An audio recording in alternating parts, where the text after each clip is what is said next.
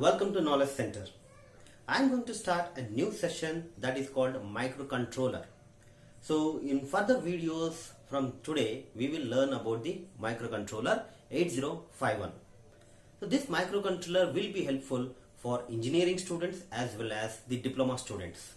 Those especially studying in electrical and electronics engineering, electronics and telecommunication, electronics and communication, even in ISC department, even he may be from the instrumentation department.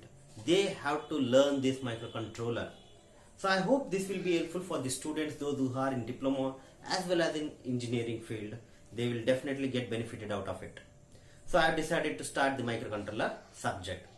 One thing I just make it very clear for you all, you can watch my further videos on microcontroller only if you join our channel. Okay, so this microcontroller subject is specially made for the premium customers or premium subscribers. Okay, so I hope you will learn the subjects. If you are interested, then join our channel. The link to join the channel is given in the description. You can go through that link and join us, and you can enjoy the learning. Now, especially for this video, I am going to give you a basic idea about microcontroller and also compare that microcontroller with microprocessor. Because in general, we have a microprocessor that is nothing but you might have heard the statement like saying computer on a small chip. So generally, computer on a small chip. This is the general statement given for microprocessor. So we know we have computer is nothing but what? It's going to have a CPU. It will be having a memory, some input-output ports, right? Timers will be there, counters will be there, serial port communication parts will be there. Input-output ports is nothing but like mouse will be there, keyboard will be there, printer will be there. So these are all the components available with the computer. Now, the system, the world is totally compact. It means we need to talk in terms of size and speed.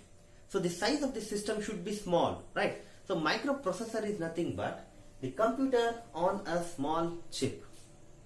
Okay, so one small chip will be there.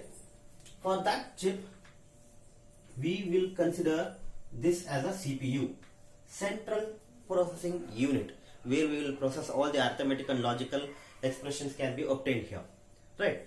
So processing will be done in this central processing unit, and additionally we are going to add the memory, input output ports, like I will show it here. So additionally, externally we are going to include RAM, ROM, input output ports.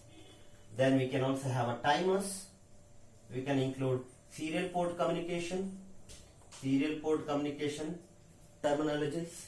So these are the extra parameters which will be connected with the CPU. Okay, this is called as a microprocessor. Right, this is about microprocessor, wherein we can say we have a processing unit, and for this processing unit, additionally or externally, we are connecting some of the major parts which are required to compute the process. Okay, then this is called microprocessor. Now let's see what is microcontroller and how microcontroller is different from the microprocessor. Okay, so I will make it very simple here. The processor, generally microprocessor, is made for a general purpose. Means here I can add, if I want to add some more RAM or some more ROM, we can add it externally, right? That's why it is generally called as a general purpose processor. Whereas when you go for a microcontroller, now let me tell you what is that microcontroller, how it be different. By just looking into the picture, we can say there is a difference between the processor and a controller. So the microcontroller can be represented like this. It will have one single chip on which we can place all these parameters into it. So we will have CPU, we will have a RAM, ROM, input output memories, input output terminals, timers. Also we can have a serial port communication. So what are the parameters we have in this microprocessor, the same parameters we have even in the microcontroller. But one major difference is here all these RAM, ROM, input output ports, timers, serial port communications are inbuilt or within the chip, or we can say it is included inside the chip. So this is the small chip. In that chip itself we will have all the processing unit and all extra parameters what we have here. Whereas in microprocessor, CPU is separate, and for that CPU we are externally adding the parameters like this. Okay. So here if you want to extend the memory, we can add extra memory over there. If you want to increase the input output ports, then I can include some more input output ports here. That is possible in microprocessor. That is the reason why it is called general purpose. Means if you want to extend, you can go for that. But here, once you design, it is fixed. Once the chip is designed, that is fixed. Okay. So this is called microcontroller. So now the word called computer on a small chip is best suited for microcontroller rather than the microprocessor. So microcontroller means, in short, we can say it is a computer on a small single chip. We can get all the parameters executed by using just a small chip in a system. So I hope you got some clear difference between the microprocessor and a microcontroller.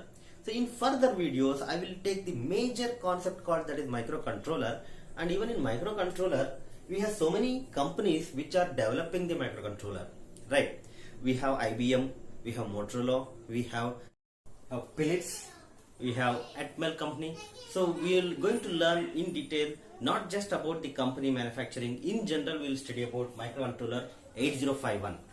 So I hope you will enjoy the journey of learning this microcontroller. If you want to enjoy it, join our channel without fail.